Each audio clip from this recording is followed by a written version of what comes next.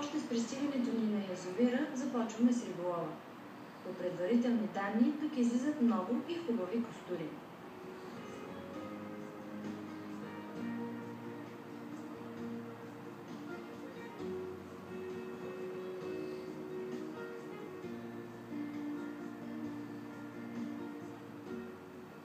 Здравей! Здрасти, Ивка.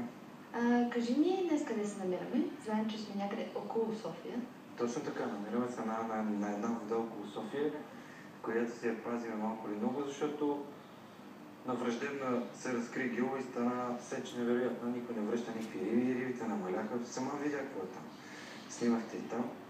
И малко или много се го запазваме гео в тайна. Какво знаеш за риболова тук? За риболова тук 2 години да подред. Принципно сме си само ние на гео. Малко на приятели сме го разказали тук, там идват някакви други хора. Има интересен риболов, ловиме основно костури. Други риби не сме хващали тук. А на каква мормишка? Знам, че има различни. Ловиме на волфрама мормишка, сега мога да ти я покажа.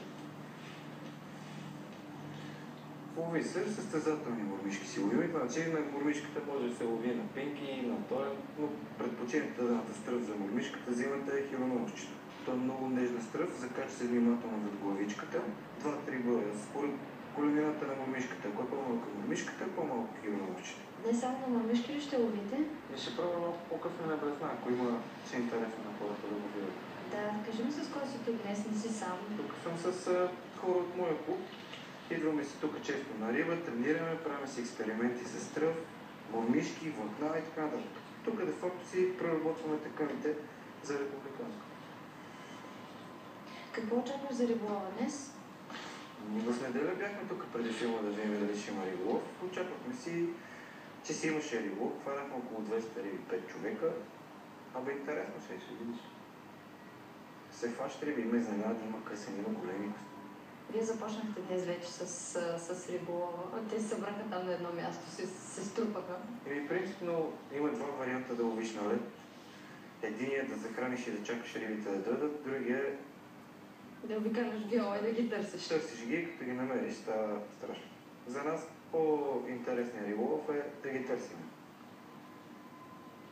Ловиш на различни дълбочини, някъде се направят по-големи риби, някъде по-малки.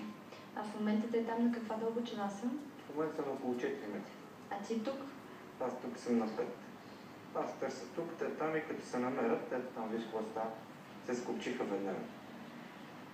Добре, не е ли опасно? Скопчване? Да. Ледът в момента е 35 см, няма проблем. Няма проблем, дори на 10 см да се скопчат, няма грижи. Ледът си е здрав. Сега отивам при тях и ще стане бой. Ами ако искаш да ходим и при тях, за да видим. Отиваме. Видите, по някой път взимате тук, знаеш колко високо. Хубаво да ги сечеме там.